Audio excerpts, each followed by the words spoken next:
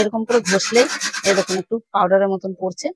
দেখুন আগে কেমন ছিল গামলাটা আর এখন কেমন। নমস্কার বন্ধুরা, আজকে চলে এসেছি দারুণ একটা উপকারী জিনিস আপনাদের তৈরি করে দেখাবো, তাও আবার ফেলে দেওয়া জিনিস দিয়ে। এই যে কয়েকদিন আগেই চলে গেল কালী পুজো, আর কালী পুজোতে এই দেখুন এই মাটির প্রদীপগুলো আপনারা ঘরে সবাই কম বেশি জ্বালায়। তো এই প্রদীপগুলো দিয়েই দারুণ 3টে উপকারী জিনিস আপনাদের তৈরি করে দেখাবো। সম্পূর্ণ ভিডিওটা প্রথম থেকে শেষ অবধি দেখতে থাকুন। আশা করছি আজকের ভিডিও আপনাদের অনেক অনেক ভালো লাগবে। তা চলুন কথা না বাড়িয়ে রান্নাঘরে যাই আর শুরু করে দিই। এই মাটির প্রদীপ দিয়ে 2 থেকে 3 রকম জিনিস আপনাদের বানিয়ে দেখাবো, খুব উপকারী জিনিস। তা প্রদীপ নিয়েছি এখানে মাটির প্রদীপ, আর প্রদীপগুলো আমি প্রথমে ধুয়ে একটু রোদ্রে শুকিয়ে নিয়েছি। তো এখানে নিয়েছি একটা পেতলের থালা, এটাই এই প্রদীপ দিয়ে কিভাবে পরিষ্কার করব তাই আপনাদের দেখাবো। তাই এখানে দেখুন আর একটা নিয়েছি গ্রেটার, আর এই গ্রেটারের সাহায্যে এই প্রদীপটা একটু গ্রেট করে নেবো, একটু পাউডার বের করে নেবো। এরকম করে ঘষলেই এই দেখুন একটু পাউডারের মতন পড়ছে, এরকম করে ঘষে নেবো।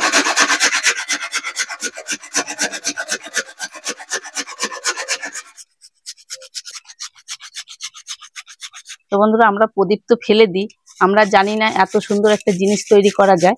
তা আপনারা আজকের ভিডিওটা দেখলে পরে আর এরকম মাটির প্রদীপ ফেলে দেবেন না, এরকম করে দেখবেন একবার, খুব কার্যকরী একটা জিনিস তৈরি হবে। দেখুন প্রদীপ থেকে অনেকটা পাউডার বের করে নিয়েছি আমি গ্রেটারের সাহায্যে।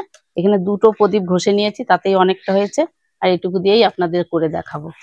আমি এখান থেকে 1 চামচ করে পাউডার নেব, আর 3টে বাটি নিয়েছি, 3টে বাটিতে 1 চামচ করে নিয়ে নেব।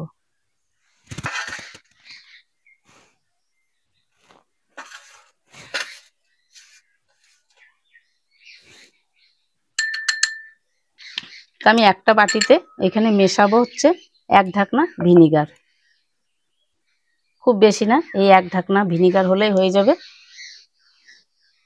আর এখানে আরেকটা বাটিতে আমি মেশাবো 1 চামচ মতো লবণ, আর এখানে অর্ধেকটা লেবু নিয়েছি, এখানে রাখবো।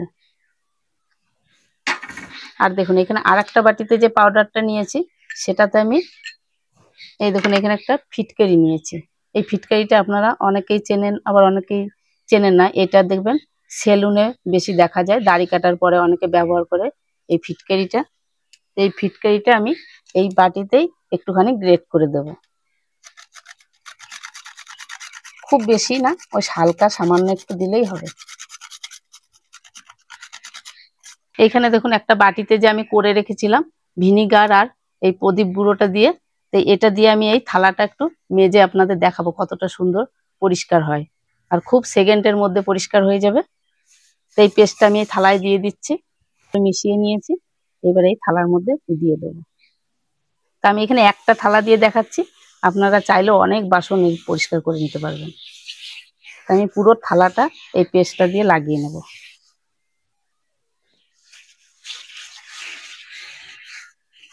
আপনারা দেখতে পাবেন কত সুন্দর ঝকঝকে পরিষ্কার হয়ে যাবে, একদম ঘষা মাজা ছাড়াই।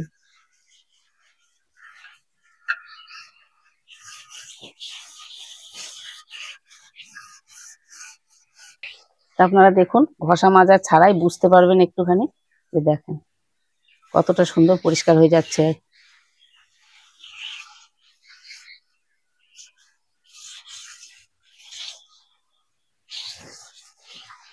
একটু 2 মিনিট মতন একটু লাগিয়ে রাখলেই একদম ঝকঝকে পরিষ্কার হয়ে যাবে।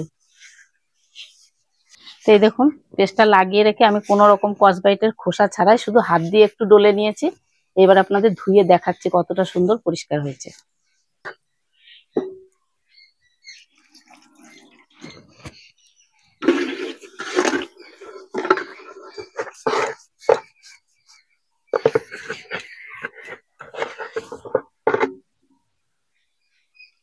দেখুন আগে থালাটা কেমন ছিল আর এখন কেমন হয়েছে, কোনো রকম ঘষা মাজা ছাড়াই কত সুন্দর পরিষ্কার হয়েছে।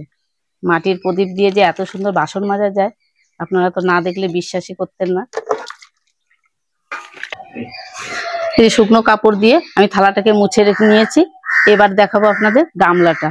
তো গামলাটা আরেকটা করে রেখেছিলাম যে লবণ আর লেবু দিয়ে, সেটা দিয়ে করে দেখাচ্ছি। এখান থেকে একটু গুঁড়ো আমি এখান থেকে নিয়ে নিচ্ছি, লবণ আর প্রদীপের। এবারে এই লেবুটা দিয়ে এই হালকা হাতে একটু লেবুটা চিপে রসটা বার করে নেব। দিয়ে এই পুরো গামলাটাকে লাগিয়ে নেব। এটাও ঘষা মাজা ছাড়া শুধু লাগিয়ে নিলেই একদম ঝকঝকে পরিষ্কার হয়ে যাবে।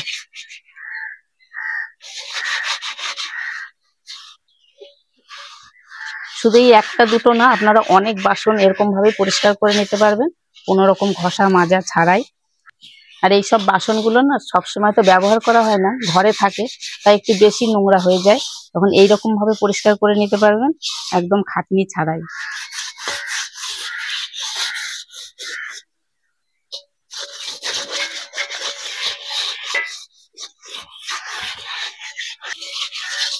তো দেখুন পুরো গামলাটা লাগিয়ে নিয়েছি আর আমার পরিষ্কার হয়ে গেছে। এবার জল দিয়ে ভালো করে ধুয়ে নেব।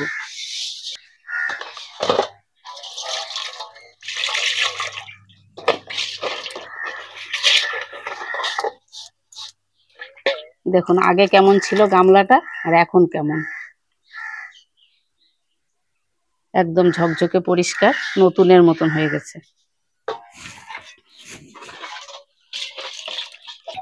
তো দেখুন এই গামলাটাও আমি পরিষ্কার করে নিয়েছি আর শুকনো কাপড় দিয়ে মুছে নিয়েছি।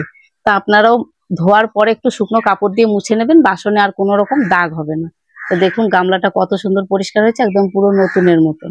এই যে আর একটা গুঁড়ো দিয়ে রেডি করে রেখেছিলাম ফিটকিরি দিয়ে, সেটার উপকার আপনাদের বলছি। সেটা দিয়ে কি করবেন, এটা দিয়ে আপনারা সকালবেলায় দাঁত মাজতে পারেন। অনেকে দেখবেন দাঁতের গোড়া ফোলে, দাঁতের গোড়ায় ব্যথা হয় কিংবা দাঁতের গোড়া দিয়ে রক্ত পড়ে, এটা দিয়ে কিন্তু মাজলে পরে আর দাঁতের গোড়া দিয়ে রক্ত পড়া বন্ধ হয়ে যাবে। তো এই একটা উপকারী জিনিস আপনাদের দেখালাম, এটাও করে দেখতে পারেন, খুব উপকারী একটা জিনিস।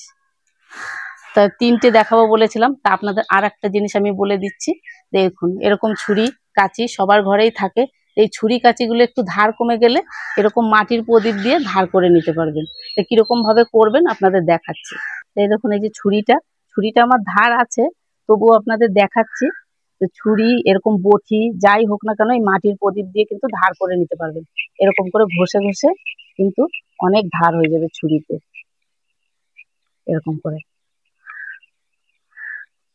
তো প্রদীপের কত গুণাগুণ আপনারা তো দেখতেই পেলেন।